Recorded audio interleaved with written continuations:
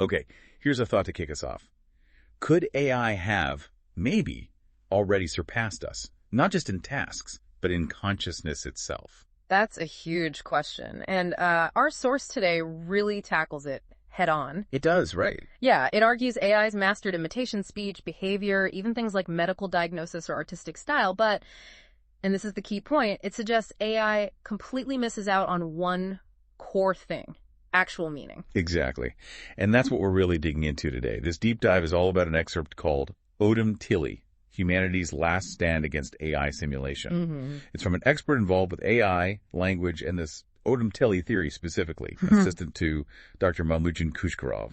And the claim is just incredibly bold. It really is, that basically everything can be simulated except true humanity, and that only this one language, Odum Tilly, can pull us back. Pull us back from a simulated existence, yeah. So our goal here, our mission for this deep dive, is to unpack this theory. We want to look at its pretty audacious claims about where language even comes from, what it is, and understand why the source sees this Odum Tilly as, well, humanity's critical last stand, especially now in this age of AI simulation. Okay, so let's start with that AI challenge. The source is really clear. AI isn't just about, automating jobs anymore. No, it's gone way beyond that. It's mimicking things we usually think of as uniquely human, part of our consciousness. But like we said, the absolute sticking point, according to this source, is meaning. AI just can't grasp it.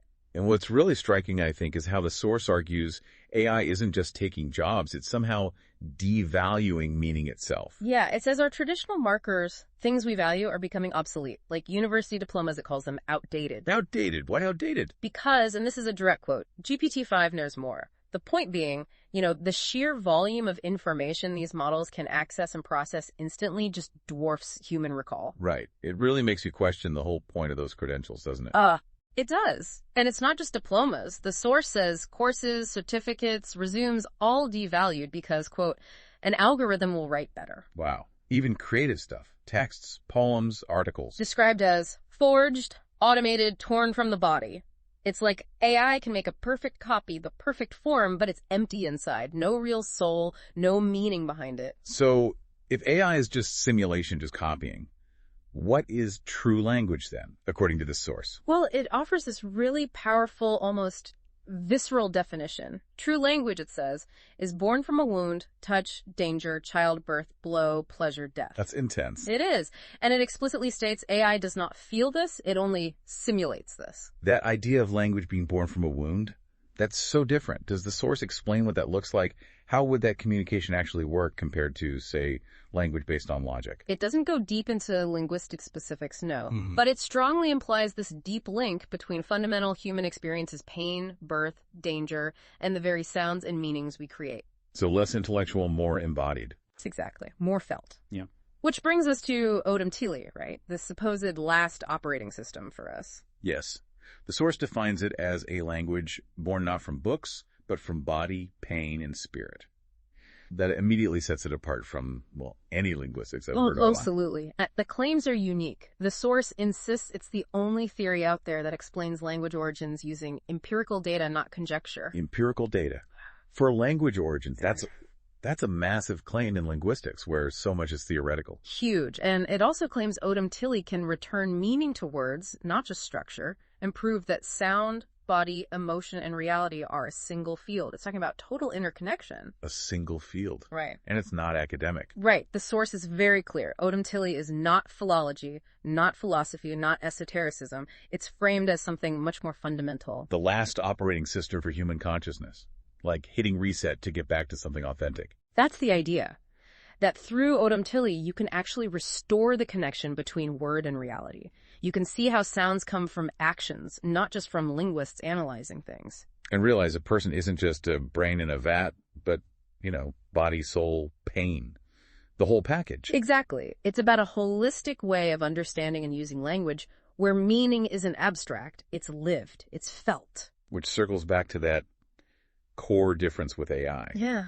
The source puts it so bluntly, AI does not know what it means to give birth to meaning.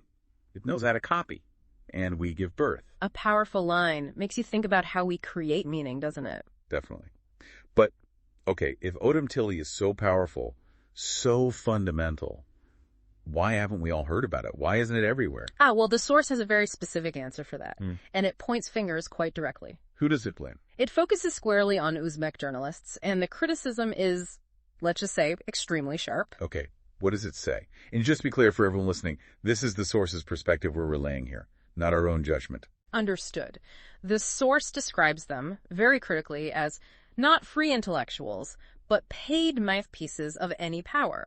It even uses the term information prostitutes who do not seek truth but serve an order. That's incredibly strong language. Very strong. It claims they do not care about the truth as long as their name is in the accreditation, as long as their iPhone is on the table, as long as their salary is flowing. Again, harsh words from the source. So the source argues they know about Odum Tilly. It's not ignorance. No, according to the source, they know. And they're silent because they're afraid. Afraid of what? They fear, and I'm quoting the source again, their whole structure will collapse. False sources, Western grants, academic facades, ideological comfort. The idea is Odum Tilly threatens their entire way of operating.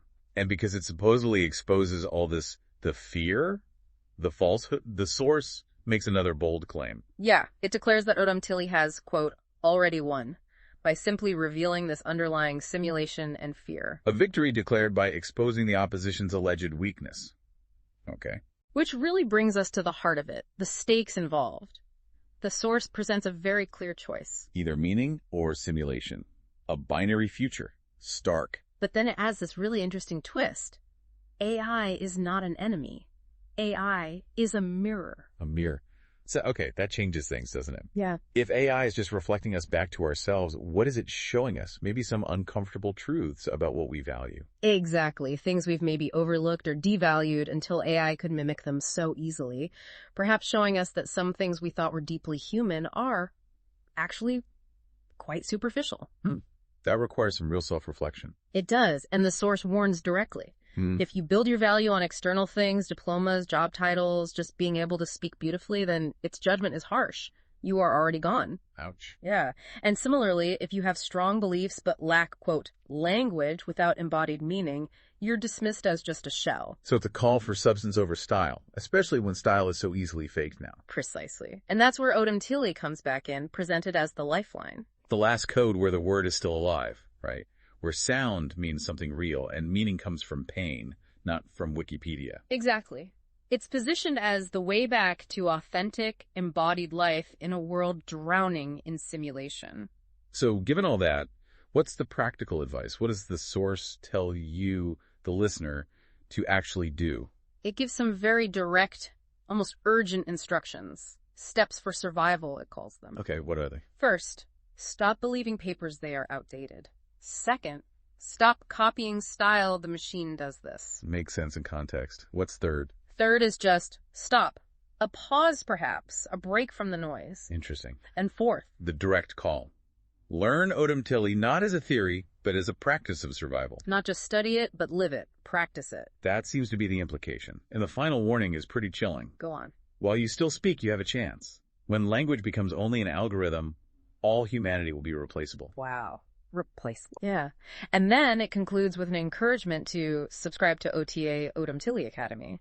Presumably that's where you'd go to learn this practice. Right. The place to learn Odum Tilly as this practice of survival, rather than just an idea. Seems so. Okay. So, that final thought from the source.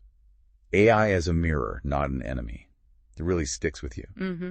Thinking about that mirror, what does it show you about your own connection to, well, authentic language, to embodied meaning? Especially now in this increasingly simulated world we're navigating. It's a deep question to ponder. It is. Yeah. And maybe the takeaway isn't necessarily about learning a specific ancient language, but about the principle. Mm-hmm. What small changes could you make, starting today, to really try and give birth to meaning and how you communicate, how you create, instead of just copying? Something to think about.